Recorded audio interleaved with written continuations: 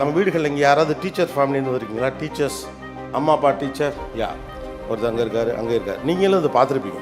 அவங்க வாழ்க்கை மாற்றம் பெருசாக ஒன்றும் பண்ணவே மாட்டாங்க. ஒரு டிவி ஸ்கூட்டி வச்சுருப்பாங்க, கடைசி வரைக்கும் டிவி ஸ்கூட்டி தான் வச்சுருப்பாங்க. சிம்பிளாக பஸ்ஸில் போவாங்க, தேவையான மட்டும் வாடகை கார் எடுப்பாங்க, வருஷத்துக்கு ஒரு டூர் சிம்பிளாக போவாங்க, தேவையில்லாமல் 10,000 ரூபாய்க்கு ஷூ வாங்க மாட்டாங்க, சம்மந்தம் இல்லாமல் 55 இன்ச்சுக்கு டிவி வாங்க மாட்டாங்க, பக்கத்து வீட்டில் அது வாங்கியிருக்கானேன்னு சொல்லிட்டு ஒரு பொருளை வாங்கியாந்து வீட்டிலலாம் குமிக்கவே மாட்டாங்க, அமைதியாக இருப்பாங்க. ஏதோ சிம்பிளாக வாழ்ந்துக்கிட்டு இருக்கா நம்ம நினச்சிட்டு இருப்போம். 2 பேருக்கும் கல்யாணம் பண்ணி வைப்பாங்க பிள்ளைங்களுக்கு, 2 பிள்ளையும் டாக்டருக்கு படிக்க வச்சுருவாங்க, 2 பிள்ளைக்கு 2 வீடு வாங்கி வச்சுருப்பாங்க.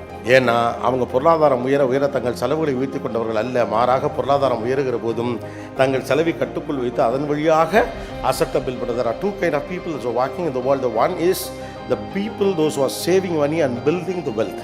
Parallelly, they make money through the revenues or remuneration. அவங்க மாதாந்திர சம்பளக்காரர்களாக இருந்தால் மாதம் சம்பாதிக்கிற பணத்தை ஒரு பக்கம் பில் பண்ண ட்ரை பண்ணுவாங்க, இன்னொரு பக்கம் இதை ட்ரை பண்ணுவாங்க. அப்போ வெற்றியாளர்களுக்கும் சாதாரண பணக்காரர்களுக்கு இருக்கக்கூடிய வித்தியாசம் இதுதான். ஸோ சிறந்த பணக்காரராக நாம் மாற வேண்டும் என்கிற பட்சத்தில் பணம் குறித்த பிரச்சனை நமக்கு எந்த அளவு இருக்கிறது என்பது தான் முக்கியமே ஒழிய வெறும் உழைப்பை வைத்துக் கொண்டு வளர்ந்து விட முடியும் என்று நினைத்து கொண்டிருப்பதெல்லாம் வெறும் மோட்டிவேஷனுக்கு வேணால் பயன்படலாம். திட்டமிடுதல் தான் இங்கு முக்கியமே ஒழிய தொடர்ச்சியாக உழைத்து கொண்டிருப்பதன் வழியாக பெரும் பணக்காரர் ஆக முடியாது.